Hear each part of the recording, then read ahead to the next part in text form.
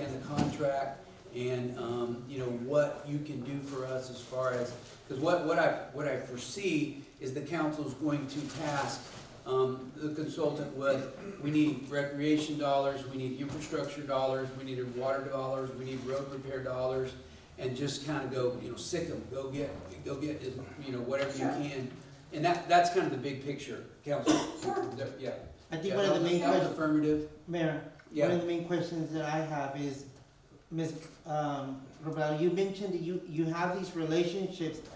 What is your relationship with Mr. Gonzalez, with Tony Gonzalez's office here, being our local Congress here at the level which his office holds majority of these grant money? I mean, what is the relationship there? Did she hear me?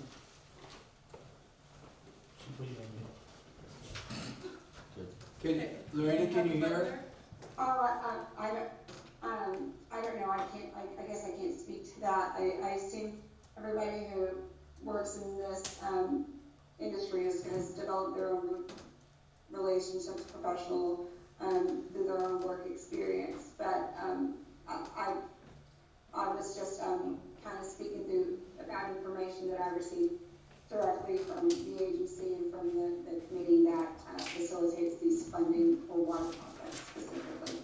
So, but I'll let Mr. Gonzalez speak to that whenever he gives his presentation.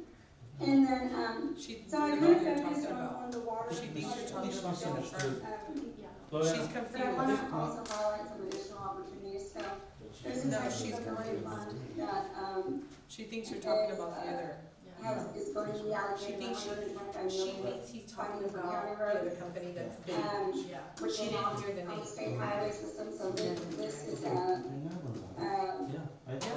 really process that the city or the county could apply to help with development. Lorena, Can Can you hear us? I think you misunderstood the question. I think it wasn't comparing you to the competitor. It was asking our representative, Tony Gonzalez, what relationship you had with him or your office had with our representative, which is, one, of course, you have.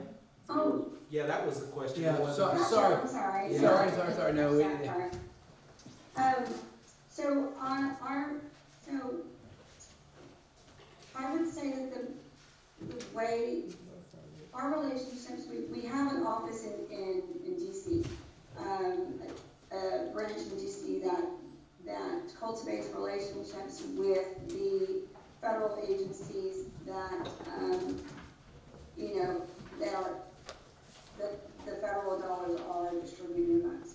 And then my relationships primarily are focused here at the state legislature and with the state agencies, because what happens is that those federal dollars are then distributed to the state agencies like TxDOT, like the Water Development Board, and like the Comptroller's Office or the Texas Workforce Commission. Those federal dollars are then distributed to the state agencies, and then they develop these different programs and funds to which the local governments apply to. So I would say that the strength in my relationships is based at the state agency level. So that would mean, Senator Roland Gutierrez would be the one. Right. and Mm-hmm. that would be- Senator Yeah, it doesn't go straight to the office. She has to get the money to his office. Right. But I would also say of equal importance is the chairman. So it's always, of course, we want to have them involved in anything that we are doing related to Pearsall and Fayette County, but of equal importance is the relationships that we maintain with the committees of jurisdiction and with the chairman and chairwoman of the committees that these funds are created through. Sometimes Senator Gutierrez sits on those committees, sometimes Representative Tracy King is on those committees, other times they're not. So the relationships kind of have to be a lot broader so that we can make sure that, for example, if, like I said, if there was a project at the Texas Water Development Board that or a fund, grant that we wanted to apply to, we want to make sure that we want to call the chairman of that, committee, of the water committee, because he's the one that's going to be able to kind of put pressure and, kind of, exert a little bit more jurisdiction on, what projects make the short list versus, what projects have, he has more power and jurisdiction over what that agency, the actions that agency takes. If that makes sense. Does that answer your question? Yes, thank you. Mm-hmm. And so some other, Do you wanna kinda go over that contract, Lorena, a little bit, and kind of just familiarize with what you guys can do with that? Can you repeat the question? Yeah, can you, we've got a copy, everybody got a copy of your contract. Can you, it's in that file, can you kind of go over that a little bit with us? Just what the terms of service would be, so on and so forth, and a little bit of some of the other folks that you've worked for? Yeah, I think I sent that, Yes, we and so, we handle our clients on a monthly retainer basis, and so, I think I presented that contract with our fee, structure, I gave that over to you, I think, at the beginning of the year, Mayor, and so, we are, we are hired on a monthly retainer, and I've stated the fee in there, we just need a 30-day termination notice if you're no longer requesting services.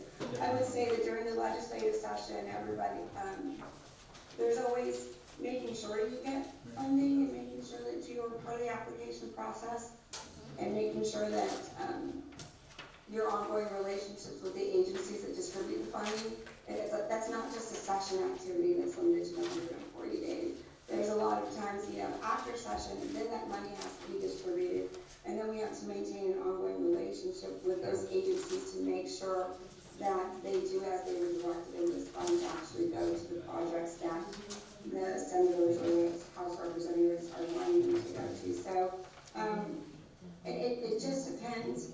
If we are looking at to file a bill, on the city behalf, that, you could do that within the 140 days of the contract. If you're looking for ongoing, maintenance and monitoring and make sure the funding that actually does get appropriated, all that, would be, I would think, a longer term contract to make sure that, until that money is put into your account, you want to make sure you have representation here at the state level, guiding every step of the way of that application process. Okay, that's good. Council, do you have any specific questions? We've got a copy of this contract here, Lorena. Council, there's some questions for you, Lorena. Councilwoman Rodriguez? Can you hear us okay? Yes, I do. Okay, Councilwoman Rodriguez? Hi, Mr. Bebo, I just have a question on the contract side. I see here we'll pay a monthly retainer fee of $3,500 a month. With that retainer fee, are you working for the city throughout like the whole month? And then plus whatever item that you lobby for, we pay you a commission on what you bring? It's just because I know that before we have never paid retainer fees before, so I want to see what that includes on your services. Yeah, sure. So, that includes,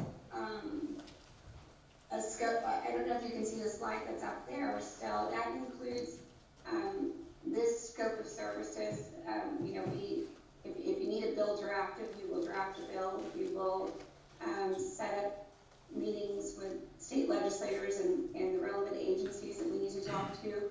We will, track legislation, that might impact the city and that we might want to get involved with and maybe testify here at the state capitol to kind of elevate the city's profile. We assist in any kind of testimony or any written collateral that we submit to the legislature in support of the funding opportunities. we develop, one-pagers and other collateral that we distribute to the relevant members of each committee who are seeking approval or funding from. So all of that is contained within that monthly fee. Councilman Leal? Good afternoon, Ms. Robledo. My question is, in your presentation, you show what opportunities are out there, but do you have a list of what y'all have actually accomplished in receiving for other communities? Like I said, the portfolio of our clients have mostly been corporate clients. We haven't really, Pearsall would be the second to the city, to the town of Prosper that we have represented from a local government standpoint. In fact, our relationships in the work that we conduct on behalf of our corporate clients, of course, there's a lot of intersection and coordinating with the local governments that those corporate clients are headquartered in or do business in. So we have, from a Texas perspective, I have an example, like for example, last session I was able to get funding for a nonprofit organization of $1 million, and that was through the appropriations process. But that wasn't that was a fund that was set up by the Department of Family and Protective Services, and we worked with that agency to make sure that our client received a portion of the funding for the program in that account. And so that's an example of a direct funding appropriation that I have successfully worked on here at the state level. I provided, here are a couple of case studies that our other branches in Washington have done. And the point really of providing this is to show that within our firm, we have a division that works exclusively on grant writing and RFP proposals. And so once we identify those funding opportunities, beyond meeting with the relevant legislative chairman and beyond meeting with the agencies that dole out that money, we would also have you consult with our grant writing professionals in that division and help kind of develop your proposals to submit for the grant. And so I think I've included that where right here in this last strategy where it says consult with S360's RFP division to assist with proposal development. So you would have that support from our firm as well as who have extensive expertise in federal and state awards, both. So Okay, all right. that would be a part of the package deal that we're offering. Okay. Council, is there any other questions for Ms. Robledo? No, sir. Okay. Well, Loreno, thank you very much.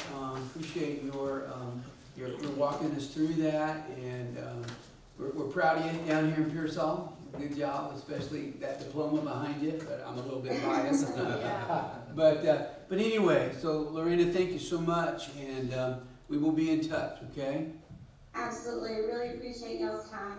If you have any questions, here is my contact information and for these other opportunities further if y'all would like to discuss.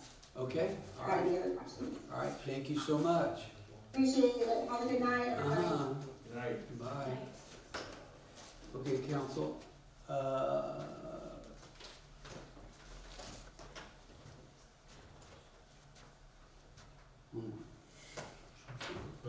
I think he's giving his presentation. Yeah, he already gave it. is he on board? He's on, they can stay on the It's call. Gonzalez. I mean, she could have stayed on if she wanted to as well. Ernie, But, Ernie, Good evening. hello. Ernie, you have, howdy, welcome. I can hear you, can you hear me? Yes, I can hear you. Okay, can you see the council? I sure can. Okay, well, you have made your presentation to us. I think the majority of the council has heard, your presentation. We've got a copy of it here. Just real quick, I'm not gonna keep you to time, but you wanna give us a 2 or 3 minute overview, just real quick, who you are, what you do, your experience, and what you can do for us. Sure, can I share my screen? Yeah, it's fine. Yes. I'm gonna do that now. So that's why she thought. I did have a couple of slides here that I just saved from the last presentation. Yeah. And, first of all, I want to thank you all for giving me the opportunity to address you very briefly, and also for giving us the opportunity to present last month. As I mentioned, EMC Strategy Group, we've been in business for about 10 years, and Janice and I have been in the business of government affairs and government relations for about 30.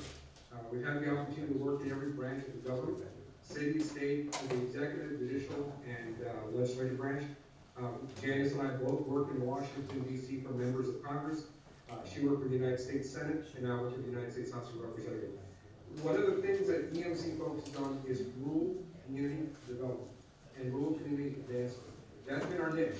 All of our clients, especially the four that we represent around the San Antonio metro area, the city of Charlotte, Pleasanton, Floresville, and Catskill, that's what we've been able to focus on in helping out those unique communities with very different needs, but they also have other common things.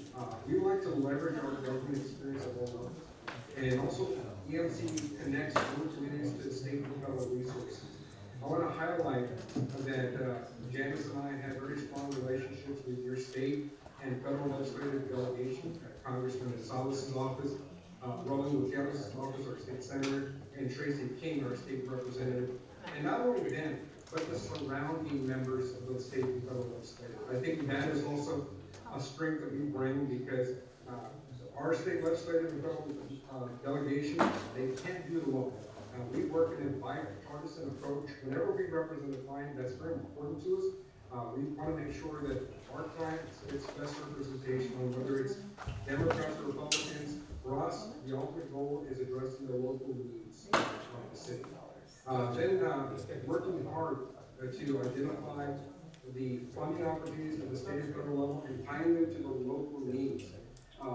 In the last presentation and also the discussion that I had with you, Mayor Briscoe, and Mr. Reyes, we talked about what those local needs were: infrastructure, public safety, transportation, economic development, and quality of life projects.